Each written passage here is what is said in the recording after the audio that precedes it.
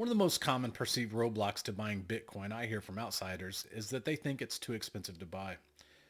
I can only gather that the price of a full Bitcoin causes them to put up an immediate mental barrier to the idea of owning some themselves. Welcome to Coin Chief. My name is Ian and I help demystify cryptocurrency for new investors.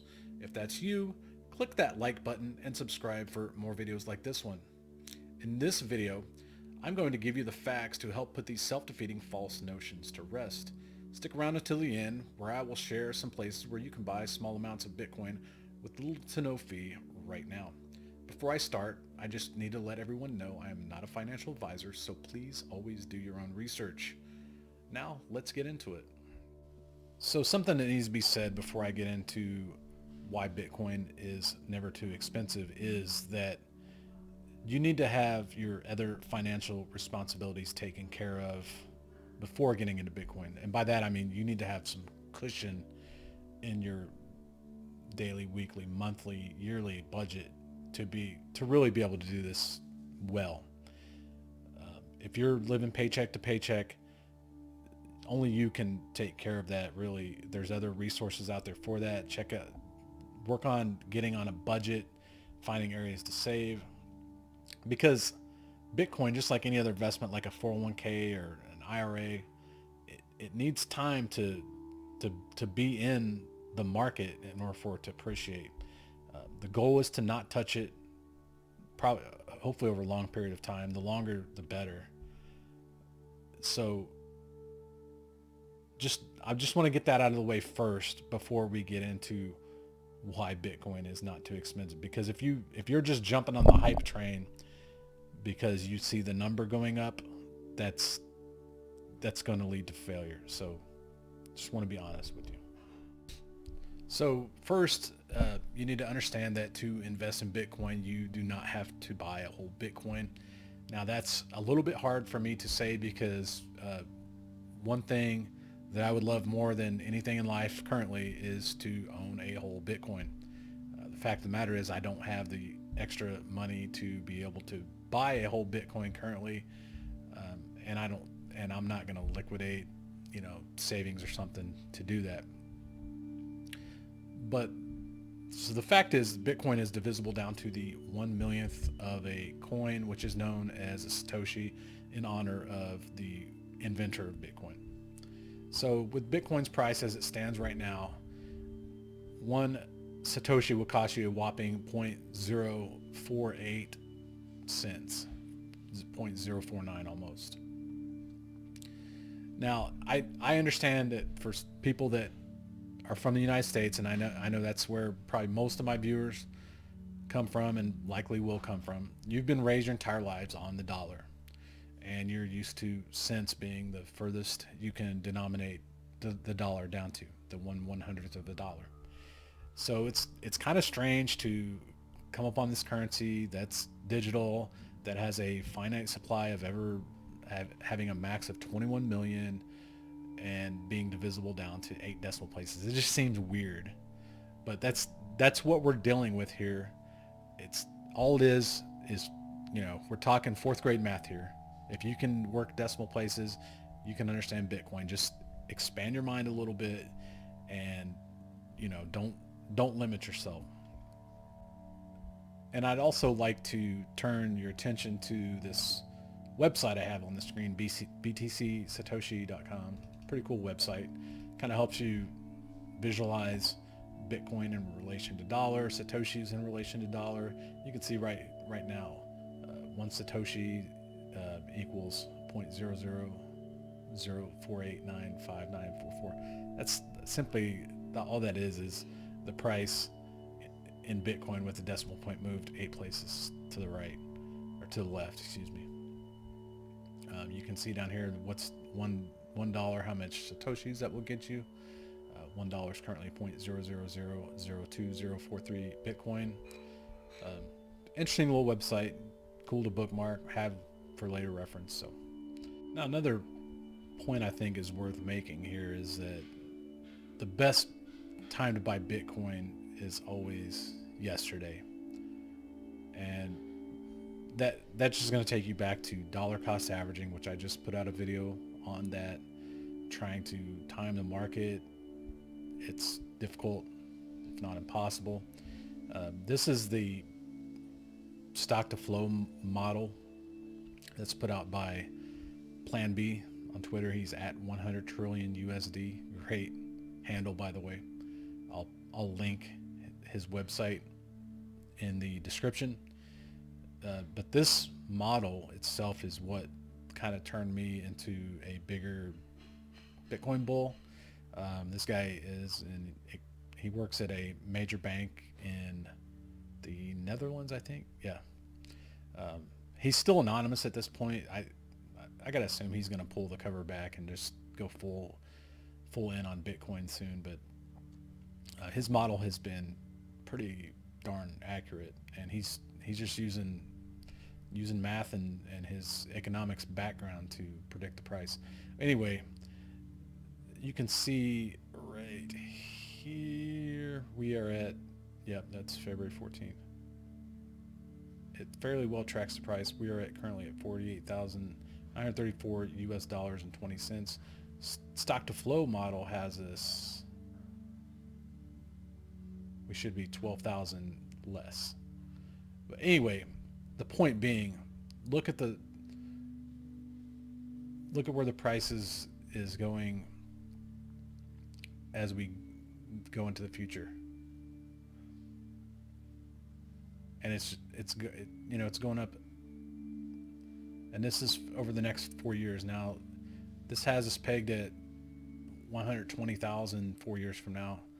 I think it's going to be I think it could be higher. We'll see. But you see where it's headed to in 2025 and beyond. That's well over $1 million. Buy it, buy it today, buy it yesterday, buy it soon. But it's going to get more expensive is the point of this, not less. So, all right. So as I stated early in the video, I said I would show you several places online where you can get Bitcoin, and in some of these cases other cryptos as well, online with little to no fees. So the first one of those, my first preference, is BlockFi. You can see the web address here, blockfi.com. The reason I prefer BlockFi, one, is I'm pretty stoked that they've got a credit card coming out soon that's going to give rewards directly in Bitcoin. The second is they give interest on Bitcoin straight up. So you don't have to stake anything to get said interest. You don't have to do anything crazy. You don't have to hold a limit. They pay out monthly, and it's pretty user friendly if you ask me. Now another cool thing you can do with BlockFi is you can take fiat loans out against your crypto. I'm not going to go in depth with it right here, but those are just some of the features. Now be advised that it's not going to be a quick process to get a BlockFi account, and the same with some of these other platforms as well. But once you're in, it's super easy to use. I've had mine for a couple months now. I really like it. Now the second app that I'm showing you here is Voyager. It is app only. They are currently quite backed up to open new accounts. Requires KYC. They also provide interest. They have over 50 assets. There's a lot of cool things you can do there. You can set limit buys. You can set recurring buys up to daily if you want it. They give interest, like I said, but only once you have a certain balance. It's still a very cool app. In my opinion, the only thing really lacking there is customer service is a little slow. I requested a full account history a couple months ago, or not a couple months, about a week and a half ago, and I haven't heard nothing back from this. So, but once you got an account, it's very easy to use. I'm not going to do a full rundown of it, but that's my second choice. And you may be aware already that you can buy cryptocurrency on Robinhood. The drawback of it is you cannot take said cryptocurrency off of Robinhood, but the option is there. As you can see here, you can do market orders and limit orders. I've had some Bitcoin and other cryptos on Robinhood in the past. The good thing with it is you don't have to worry about accounting for it outside of Robinhood. The bad thing is it's stuck in Robinhood. So, if that's something you're maybe interested in and use Robinhood extensively, might be a good thing. I'm not going to do a full rundown on crypto on Robinhood because it's really not worth it. It's just an extra option you have there. So if you're wanting to get exposure, you don't get any extra fees. You can do that. You just are not going to be able to do anything else with it. So Cash App is an option it's not fee free, but it's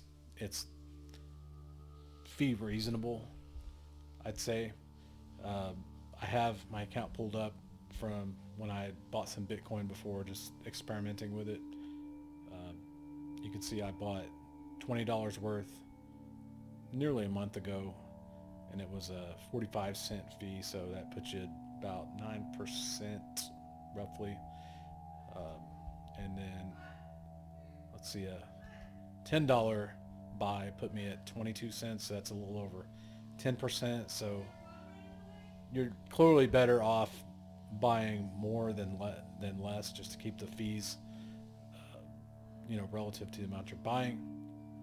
I'm not going to do a full review. I can link the other video into this video, but it is an option, but it's definitely not my preferred option. But if you don't have access to any other platforms, it is a way to get it. You can move the Bitcoin off, and you can even move Bitcoin in here if you want to. I wouldn't, but you can do that.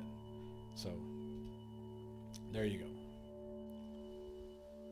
Now the last option I will mention here is PayPal for buying crypto. You can buy Bitcoin, Litecoin, Ethereum, and Bitcoin Cash there. Unlike Cash App, you can't move any of the coins off, so it's similar to Robinhood in that aspect. You can buy it, hold it within their ecosystem, but you can't move it off. Just to give you an idea of the fees, I'm not going to go break it down because I have a full breakdown in a different video for that.